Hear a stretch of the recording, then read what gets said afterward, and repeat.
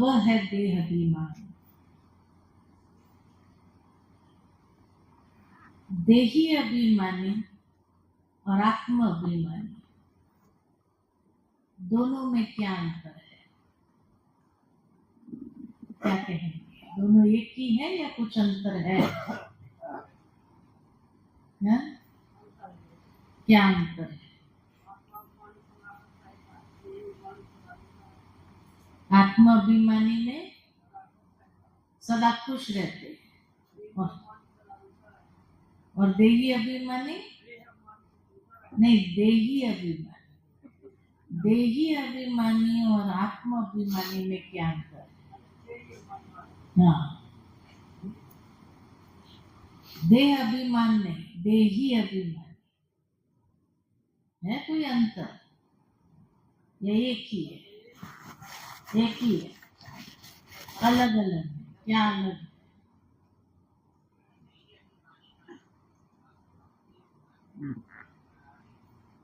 मैं आत्मा कर्मेंद्रिय से करा रही हूँ, यह देही अभिमानी। और आत्म अभिमानी जब योग में बैठ करके अभ्यास करते हैं तो आत्म अभिमानी।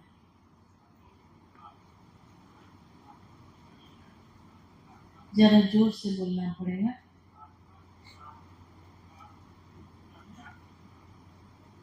आत्मा के सातों गुणों का स्वरूप होना यह आत्म अभिमानी। और देही अभिमानी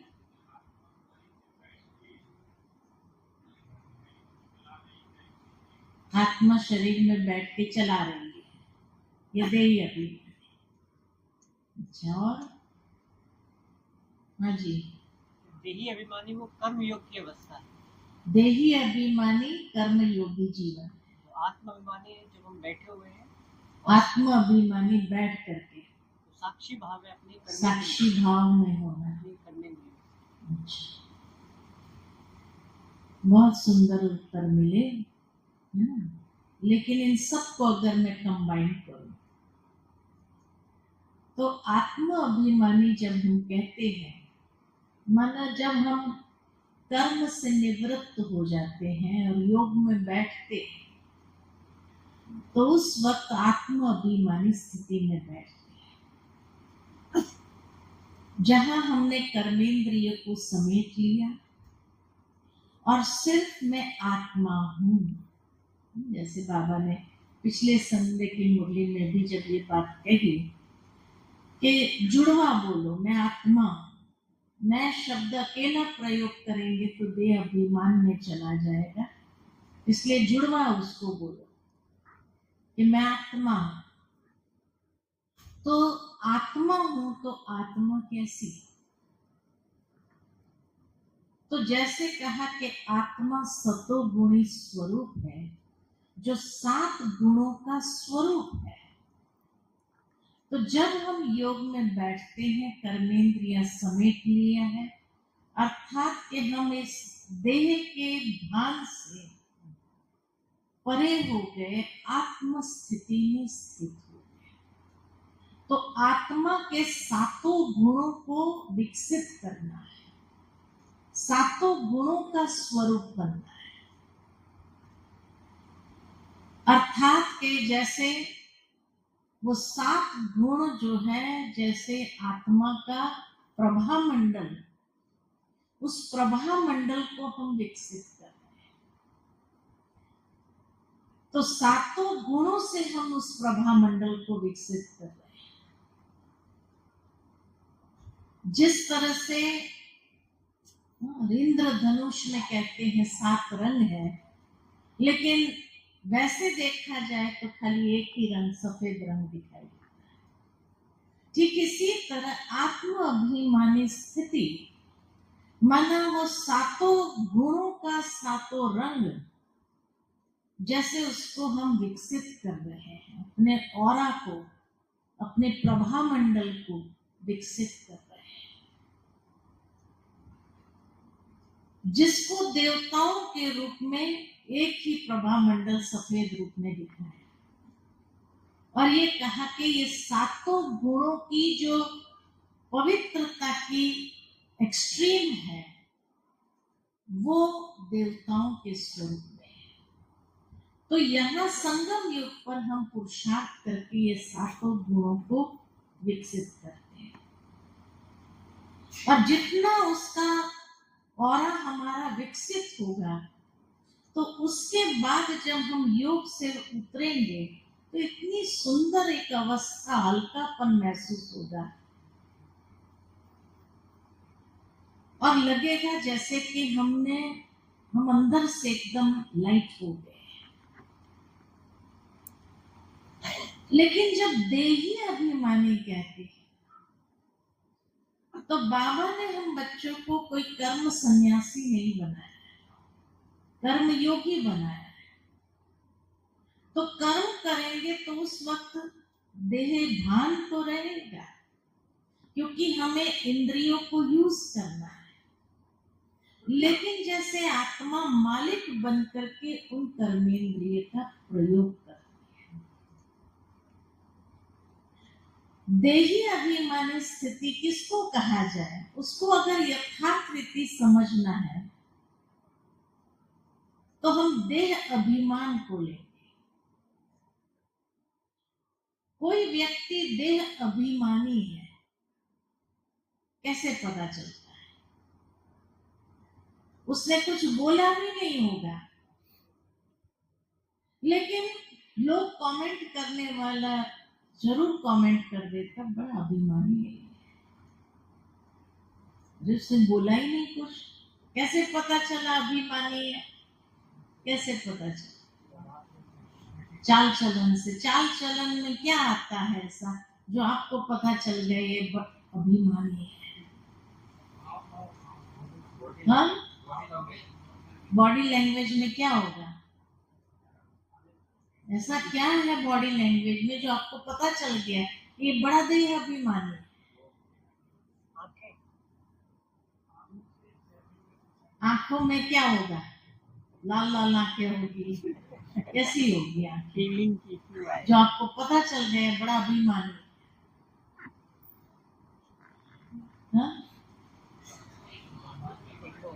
सबको इग्नोर कर देगा।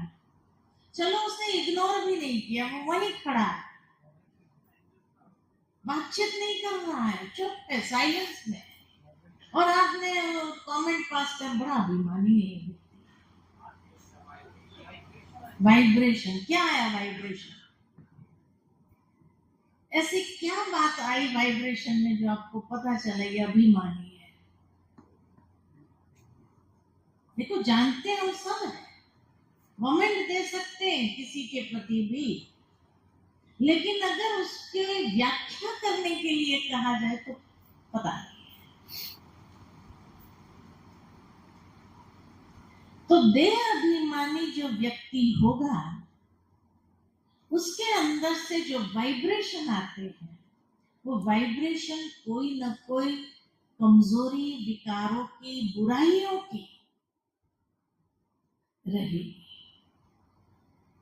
अर्थात उसके जो प्रकंपन होंगे, वाइब्रेशन में जो प्रकंपन फैल रहे हैं, वो प्रकंपन में नफरत होगी, ईर्ष्या होगी, द्वेष होगा। चलो वो किसी से बात कर रहा है और किसी के बारे में वो कह देता है, फलाना व्यक्ति मैं जानता हूँ उसको, दूसरा सुनने वाले कहेगा कितनी ईर्ष्या भरी है उसके अंदर, वो अपने आप को तो पता नहीं क्या समझता है और दूसरे सब कुछ है उसके।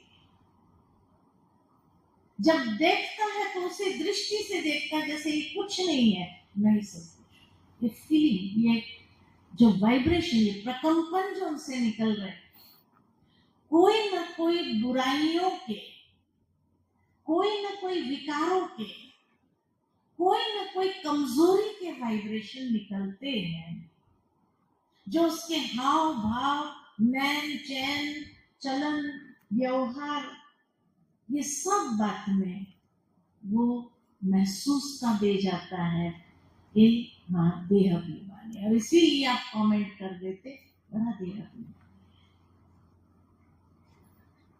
तो देही अभिमानी किसको कहेंगे? देही अभिमानी किसको कहें? क्या कहें? देही अभिमानी अर्थात जो हमने आत्म अभिमानी होकर के आत्मा के सातों गुणों के ऑरा को विकसित किया। जब हम कर्म योगी बनते हैं तो हमारे अंदर से वो सातों गुणों के वाइब्रेशन हर कर्म में, व्यवहार में, नैन चैन चलन, हमारे हर एक में वो वाइब्रेशन प्रकंपित होता है। शांति, आनंद, प्रेम, शक्ति, ये वाइब्रेशन प्रकंपित होता है।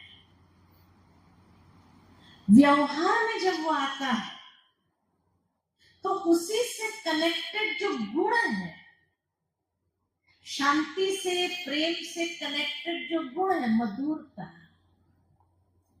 सौम्यता, वो सारे गुण प्रकंपित होने लगते हैं। जिसके लिए कहा जाता है, बाबा कई बार मुरली में ये बात कहते हैं कि कई लोग इकट्ठे बड़े परिवार में रहते हैं, इतना शांति से रहते हैं, कभी लड़ते भी नहीं है, और उनके कर्म व्यवहार को देख करके लोग कहते हैं तो जैसे देवता है।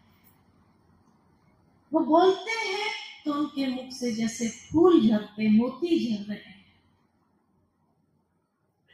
तो आज का जो सब्जेक्ट है, देही अभिमानी और डिवाइन मैनर्स, ये बहुत गहरा कनेक्शन रखता है। क्योंकि जब आप देही अभिमानी होकर के कर्म करेंगे तो आपके डिवाइन मैनर्स प्रत्यक्ष होंगे। व्यवहार में, कर्म में लोग उस वाइब्रेशन को भी जैसे महसूस करेंगे और कहेंगे ये तो जैसे देवता है। ये इतना साइलेंस में काम करते हैं। देह अभिमानी वाला साइलेंस में होगा, लोग कह देंगे बड़ा देह अभिमानी। लेकिन देही अभिमानी वाला अगर साइलेंस में काम करेगा तो कोई उसको देह अभिमानी नहीं कहेगा, क्योंकि उसके प्रकंपन ऐसे निकल रहे हैं। कहेंगे इतना शांति से कार्य करता है ना, जैसे यहाँ का सारा वातावरण शांति से भर देता है। आप में से जो समर्पित होते हुए भी अगर जॉब कर रहे हैं तो आपको सारे लोगों के बीच में भी आप अलग दिखाई देते हैं। क्या आपके काम करने वाले साथी भी आपसे कहेंगे, कुछ भी कहो, आपके पास आकर के बैठते हैं, बोले आप बात नहीं करते, आपके पास बैठते तो भी आपको अच्छा लगता है। यह देही अभिमानी कि उसके पास बैठने में भी सुकून मिल रहा है। ये देही अभिमानी के जो वाइब्रेशन है, शांति के, खुशी के, वो सारे वातावरण को लाइट कर देता है। वो जहां भी होता है वो एक मैग्नेट की तरह बन जाता है, जहां लोग अपने आप खींच के चले जाते हैं। और ये कहते हैं आपके पास आते हैं ना, बड़ा अच्छा लगता है, मन करता है आपके पास आए, मन करता है तो आपके पास आने का। उसको कहते हैं देही अभिमानी से। ये सातों गुणों के साथ साथ वो दोनों गुण भी, दो तो तीन गुण भी अगर आपस में, तो एक और सद्गुण बन जाता है जो उसके व्यवहार से, मधुरता, गंभीरता, साइलेंस में है लेकिन गंभीर। मम्मा को देख करके कभी हमको ये नहीं लगता था देह अभिमानी स्थिति, गंभीरता की मूर्ति है। गंभीरता का गुण कहा, साइलेंस में वो भी रहती है। और साइलेंस में कोई आज की दुनिया की कोई लेडी होगी बड़ी अभिमानी, उसको देख कर कहेंगे बड़ी अभिमानी है। लेकिन इसमें साइलेंस के साथ जहां प्रेम, आनंद, शक्ति है, शक्ति और साइलेंस में तो गंभीरता की मूर्ति है। तो दो तीन गुण जब आपस में कनेक्टेड हो जाते हैं तो वो डिवाइन मैनर्स बन करके जैसे प्रकट होते हैं। बड़ी दादी जी को देखते थे, बड़ी खुश रहती थी, मजे में एकदम। कोई छोटा बच्चा भी दादी के पास चला जाता था, खींच के जैसे वो उस मैग्नेट के पास जाता था, तो दादी उसके साथ भी कैसी हो, ठीक हो, क्या कर रही हो, इतना प्यार से। तो इतने बड़े एडमिनिस्ट्रेटिव हेड होने के बावजूद भी वो अभिमान प्रकट नहीं हुआ। इतनी देही अभिमानी स्थिति उसकी, और उस देही अभिमानी स्थिति के कारण उनके हर कर्म में नेचुरल रूप से कोई भी जाता, उसकी भी दृष्टि वृत्ति वहां बिगड़ती नहीं है उसको देख करके, लेकिन महसूस होता है तो जैसे देखता है। एक रिस्पेक्ट की भावना उसके प्रति जागृत हो जाती है, क्योंकि ये गुण इतने पावरफुल हैं कि उस गुणों को देख करके दृष्टि वृत्ति चंचल नहीं होती है।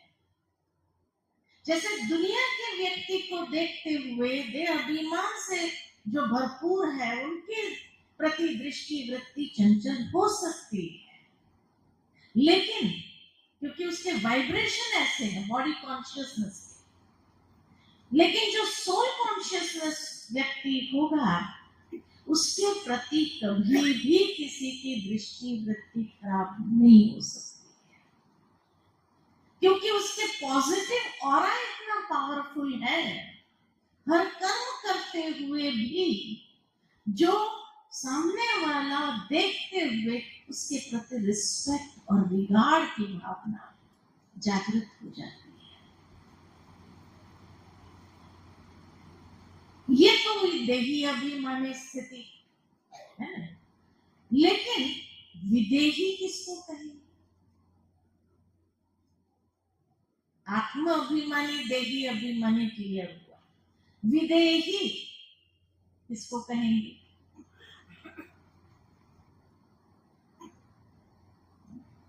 अच्छा, देही अभिमानी और विदेही में क्या अंतर है? हाँ, देही विदेही माना फरिश्ता, फरिश्ता फरिश्ता अलग स्थिति, उसको भी क्लियर करेंगे। देही अभिमानी और विदेही में क्या अंतर है?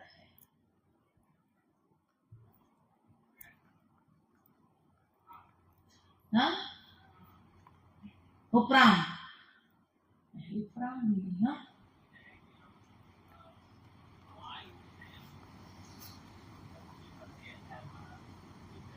विदेही राजा जनक के लिए कहा जाता था, विदेही था, सारा कारोबार करता था, जिम्मेवारी, राजा था, जिम्मेवार था, कर्तव्य निष्ठ था, कोई भी कर्तव्य में कोई त्रुटि नहीं रहती थी।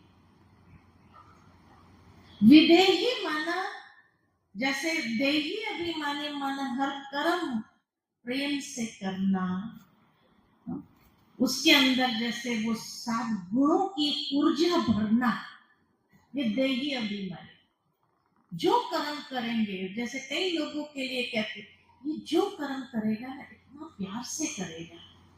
कई बार आपकी बहनों ने किसी के आगे वर्णन जरूर किया होगा, इसको जो काम करो ना इतना प्यार से करेगा, इतना निर्माणता से करेगा, इतना अच्छी तरह से करेगा, खुशी से करेगा। ये है देही अभिमानी, क्योंकि देही अभिमानी होकर आप कर्म कर रहे हैं, इसलिए वो सर्टिफिकेट अपने आप निकलता है। लेकिन विदेही बनकर के कर्म करना अर्थात डिटैच,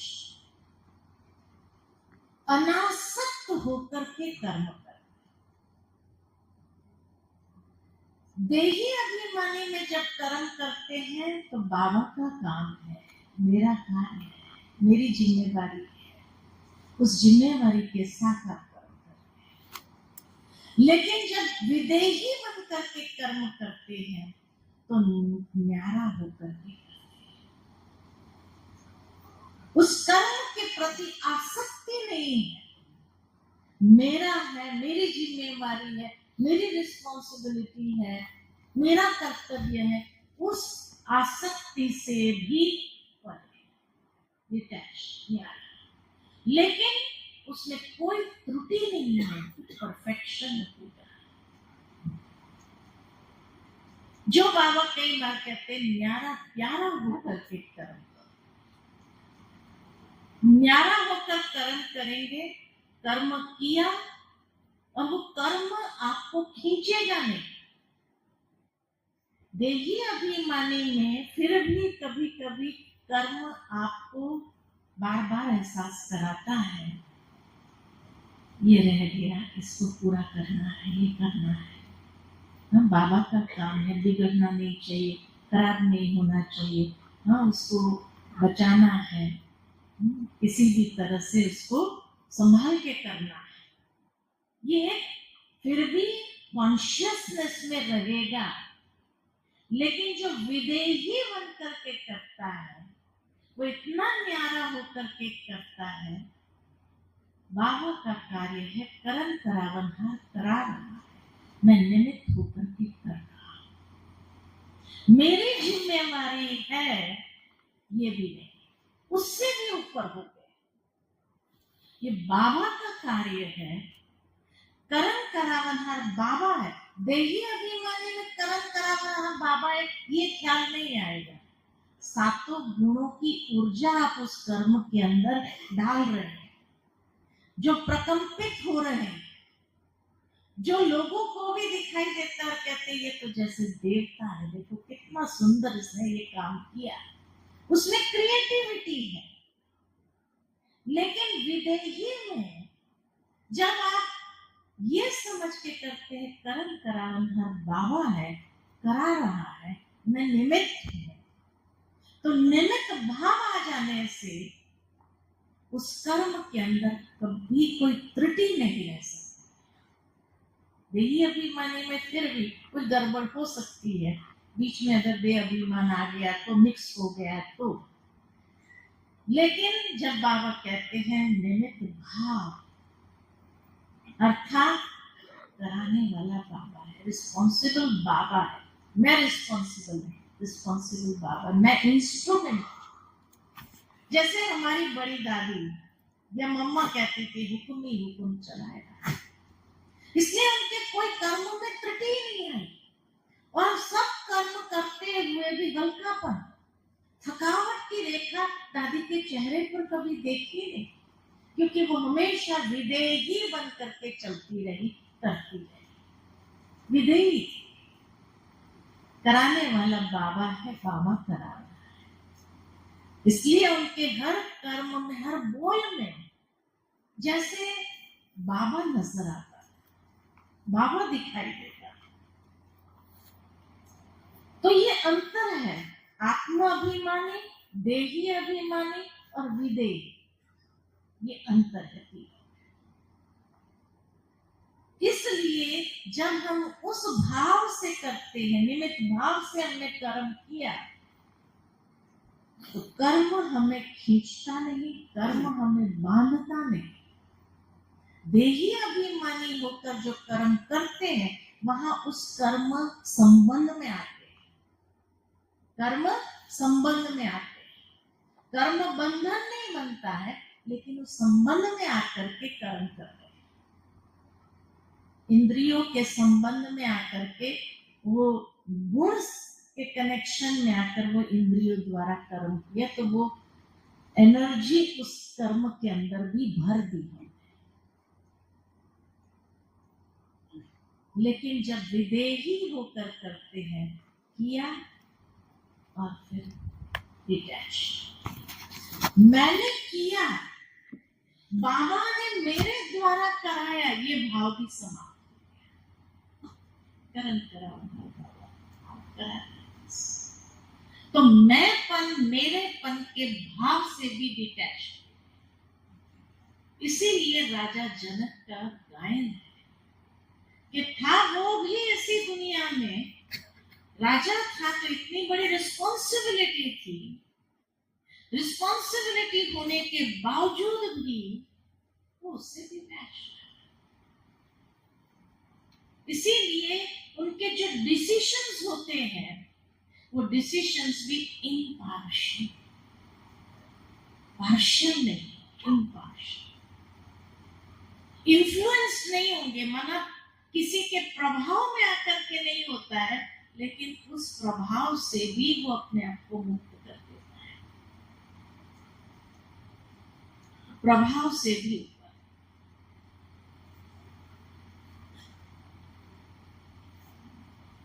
उस बात के लिए कोई सराहना करे ये अपेक्षा भी नहीं। देही अभिमानी में फिर भी आपने किया तो ये अपेक्षा रहेगी कि इतना सुंदर, माना खुद भी खुद के कार्य से खुश होते हैं, दूसरे भी खुश होते, तो दो महिमा के बोल बोलते हैं तो अच्छा लगता है। लेकिन विदेही में ये अपेक्षा भी नहीं रहती कि कोई महिमा भी करे, ये भी उससे भी डिटैच्ड, क्योंकि वही चीज हमें कर्मातीत स्थिति तक ले जाती है। कर्मातीत स्थिति किसको कहा जाए? ये नहीं कि कर्म से अतीत हो गए, कर्म से न्यारे हो गए, नहीं, कर्म तो लास्ट घड़ी तक हमें करना है। लेकिन कर्मातीत माना उस प्रभाव से भी अपने आप को डिटैच कर देना, इस अपेक्षा से भी डिटैच कर देना कि कोई महिमा करे, कोई अच्छा कहे। मैंने इतना अच्छा काम किया, किसी ने उसकी तारीफ भी नहीं किया। नेकी कर दरिया में डाल, जैसे बाबा कहते हैं, नेकी किया दरिया में डाल। ये अपेक्षा भी नहीं इंसानों से कि हमने अच्छा किया, ये महिमा करे। क्योंकि आज हर इंसान दुनिया में इतना स्वार्थी हो गया है, वो किसी की अच्छाई को देख करके महिमा करेगा। वो महिमा तब करेगा जब उनका कोई मतलब होगा, तभी महिमा करेगा। इसीलिए विदेही उस अपेक्षा से भी उसको पता है बाबा अप्रिशिएट कर रहा है और उसका जमा हो रहा है। यहाँ मुझे इंसानों की महिमा की आवश्यकता नहीं, अभिमान के आधार से नहीं, लेकिन नेकी किया दरिया में डाल दिया, खुद न्यारे हो गए। नहीं तो बहुत संकल्प विकल्प चलेंगे, अरे इतना अच्छा कार्य किया, थोड़ा तो अच्छा टोली ही दे देते थे बुला करके, ये अपेक्षा रह गई। टोली ही दे देते थे, शाबाशी ही दे देते थे, और कुछ नहीं। लेकिन विदेही उस अपेक्षा से भी करे, क्योंकि उसको पता है उसका जमा का खाता, जो 3 खाते बाबा ने पिछली मुरली में भी कहा, इस मुरली में भी कहा, ये जमा के खाते उसके भरपूर तब होने लगते हैं, मल्टीप्लाई होता है। जो बाबा ने कहा ना, एक का पदम गुना, क्या जमा भी होता है, तो एक का पदम गुना, ये भी याद रहे, माइनस भी हो जाता है, ना भी हो जाता है।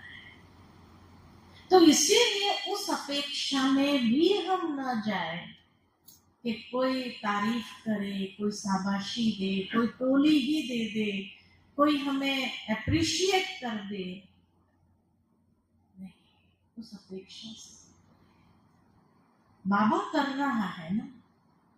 आपको महसूस होगा जब आप योग में बैठेंगे, बाबा आपकी कितनी पीठ थपथपाता है। इंसानों से अगर लेने जाएंगे ना, मतलब होगा तो करेगा, आज करेगा कल नहीं भी करेगा, तो फील भी होगा, देखो जब उसका मतलब था तब तो उसने कर दिया, और आज कहता भी नहीं है। विदेही उसका नाम, ऐसा राजा जो बाबा कहते हैं ना स्वराज्य अधिकारी राजा, उसको राजा कहते हैं, जो मनुष्य से अपेक्षा न रखे, और जितना नहीं रखेंगे ना उतना सुखी रहेंगे, जितना मनुष्य से अपेक्षा रखी होना दुखी होने लगे, दुख की फीलिंग आती ही रहे। इसलिए कहा लेके कर दरिया में, बस बाबा अप्रिशिएट कर रहा है, आपका जमा का खाता उसी में भरपूर हो रहा है। तो मुझे मनुष्य से किया किसी ने अप्रिशिएट, थैंक्स मान लो, उसका शुक्रिया कर दो, और नहीं किया तो फील भी ना हो, वो भी उसके प्रति भी शुभ भावना शुभकामना की प्रवाहित। बहुत अच्छा, बाबा के पास हमारा जमा हो गया, तब जाकर कहेंगे कर्मातीत, यानी कर्म के फल के प्रभाव से अतीत। ये फल मिले, ये फल के प्रभाव से भी अतीत, ये नहीं चाहिए हमें। यहाँ ले लिया तो वहां नहीं मिलेगा, है ना। तो जैसे रामायण के अंदर आता है कि जब वो निषाद उसको नाव में बिठा करके सामने पार ले जाते हैं, और उस समय भाड़े के रूप में श्री राम ने अपनी अंगूठी निकाल करके उसको देना चाहा, तो निषाद क्या कहता है, देना है तो वहां दे देना, यहाँ नहीं चाहिए, वहां दे देना, यहाँ नहीं चाहिए।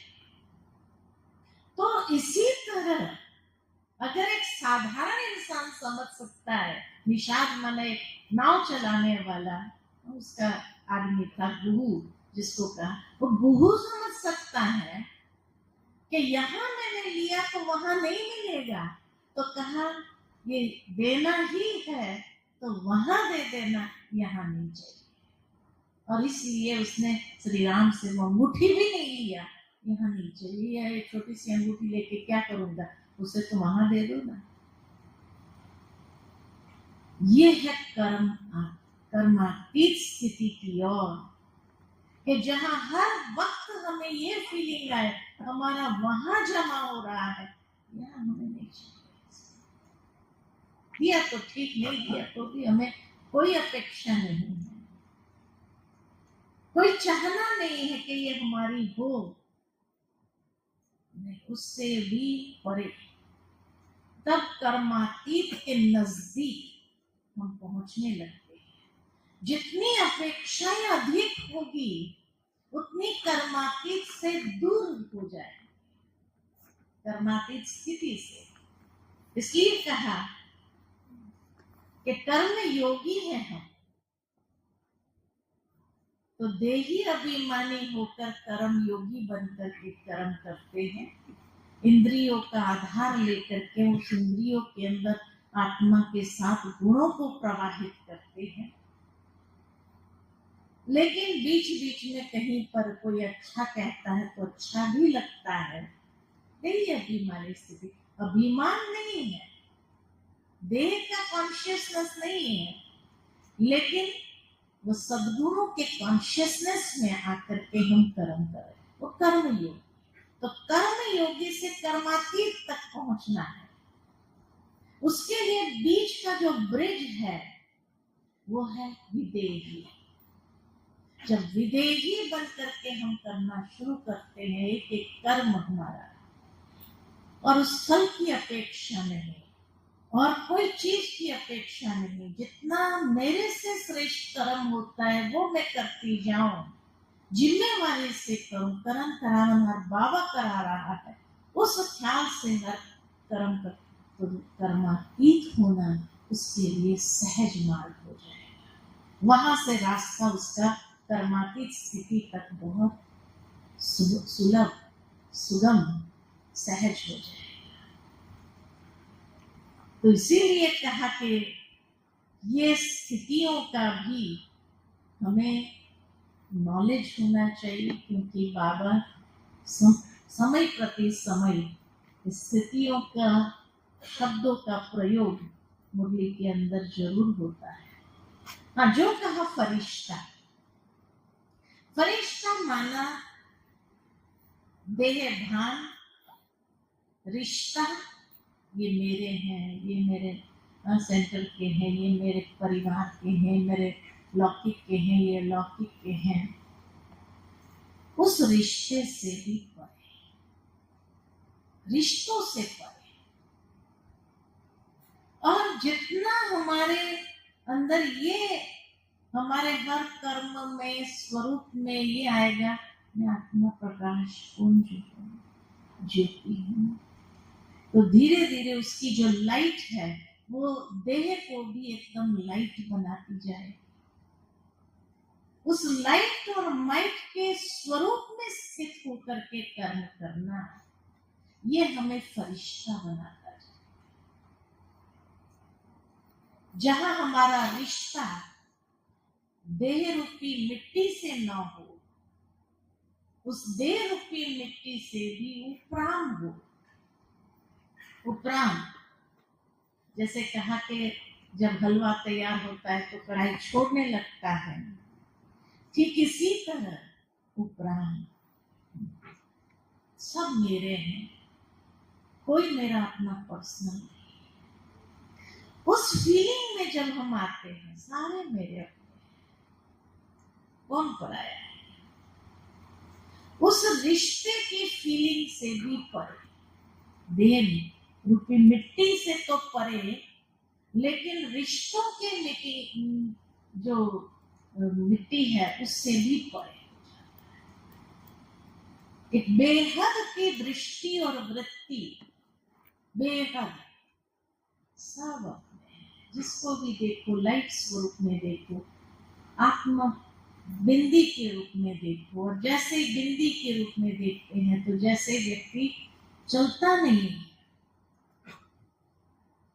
जैसे कई बार बाबा मुरली में कहते हैं, बच्चे आप, अगर मैं आत्मा लाइट स्वरूप हूँ, इस रूप में अगर आप चलते भी चलेंगे तो यहाँ से दिल्ली तक पैदल चले जाएंगे, आपको थकावट महसूस, इतना लाइटनेस अंदर में स्वतः महसूस होने लगेगा। और जितना लाइट होकर के हर कर्म करेंगे, खुशी से करो, प्रेम से करो, लेकिन इतना लाइट होकर के कर्म करो जो सहजता से फरिश्ता दिखाई दे। ये तो जैसे कोई फरिश्ता है, थकता ही नहीं है, उसको थकावट का एहसास नहीं है। क्यों? क्योंकि हर एक को भी आत्मा बिंदी के रूप में, प्रकाश पुंज के रूप में देखता है और स्वयं भी उसी स्वरूप में स्थित होकर के चलता है, फिरता है, कार्य करता है, तो दूसरों को भी नजर आएगा ये तो जैसे फरिश्ता है, उसको स्थूल देह है ही। जब दृष्टि के अंदर रूहानियत, जब वृत्ति के अंदर रूहान, ये फरिश्ते की ओर आगे बढ़ने के लक्षण है, ये फरिश्ता बनाता है। जहां हमारी दृष्टि वृत्ति एकदम लाइट हो, कोई कार्मिक अकाउंट हमें खींचे नहीं नीचे, जिसके साथ के भी अकाउंट है, बहुत जल्दी आप या तो फिजिकली उसको चुप कर दो, या जैसे बाबा कहे कोई बार बार आपके साथ टकराता है संस्कारों में, तो उस समय आता है पता नहीं क्या मेरे हिसाब किताब है, नहीं, हिसाब किताब है करके भारी नहीं हो जाए, पता नहीं क्या मेरे इस आत्मा के साथ हिसाब किताब है। जब देखो मैं कितना भी हल्का होकर के उसके साथ मिल करके चलना चाहता हूँ, लेकिन वो मेरे से टकराता ही नहीं। जो फरिश्ता होगा ना, अगर वो टकराता भी है तो ऐसे संकल्प करने के बजाय, ये है ही ऐसा, सबके साथ ही ऐसा उसका, ऐसा संकल्प करने के बजाय भी शुभ भावना देकर चुप करो। जैसे किसी के उधारी लिया हुआ है, तो उधारी जो लिया हुआ है उसको देना तो पड़ेगा ना, तो देने समय अगर मन अंदर कचोटते हुए हम दे रहे हैं तो वो तो और बढ़ाएगा, खुशी से दे दो, अर्थात शुभ भावना भी खुशी से दो, तो बहुत जल्दी वो हिसाब भी हमारा समाप्त हो जाए।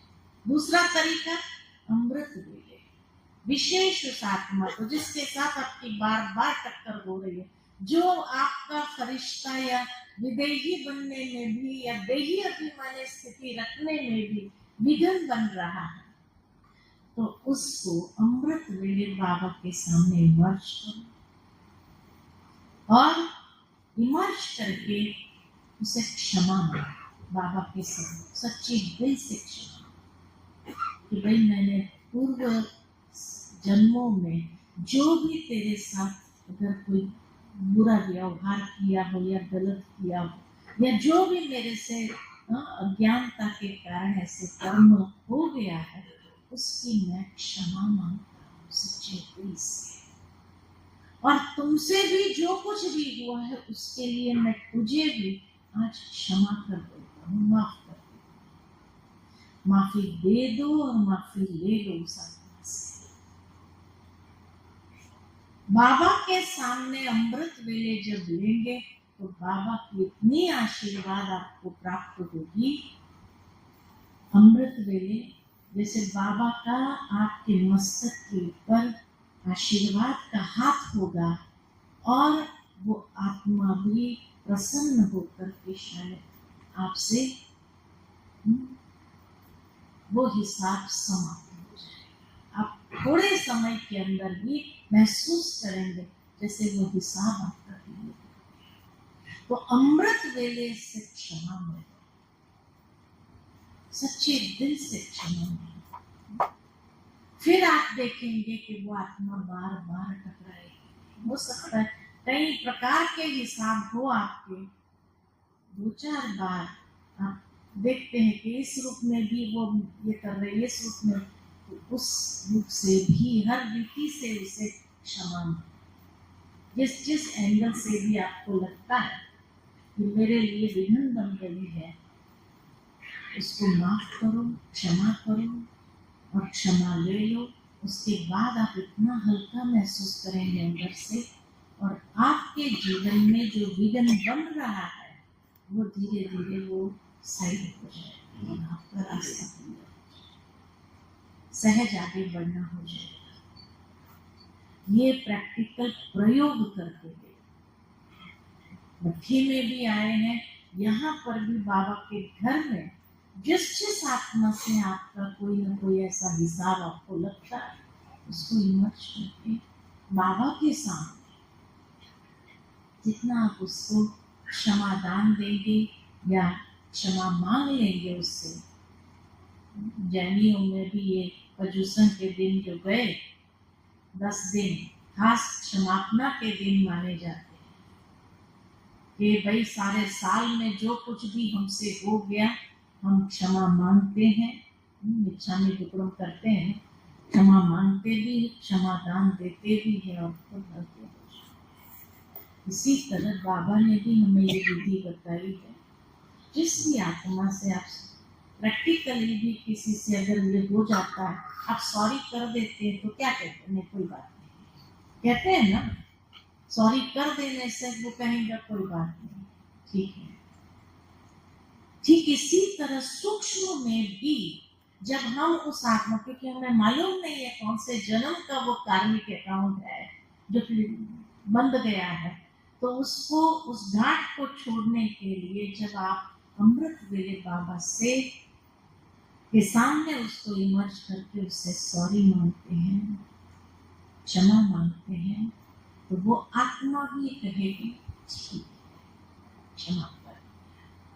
अभी वो समय चल रहा है, जितना हो सके हमारे कार्मिक अकाउंट्स क्लियर हो जाए, जितना क्लियर हो जाएंगे हमारी पुरुषार्थ की गति सहजता से तीव्र होती जाएगी।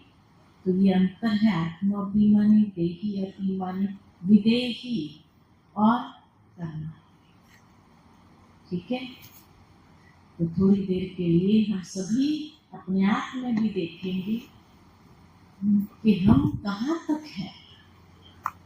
देह अभिमान से शुरू होता है, देह अभिमान, आत्म अभिमान, देही अभिमानी, विदेही या परमातीत तक नजदीक जा रहा है।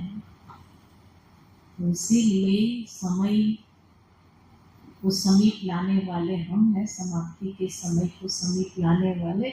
आज भी बाबा ने कहा तुम आत्माएं हो, तो अभी हम अपने आप में रियलाइजेशन करते हुए ये जो डिवाइन मैनर्स है, आत्म अभिमानी स्थिति और देही अभिमानी स्थिति से ही हमारे अंदर सहजता से आगे जाए।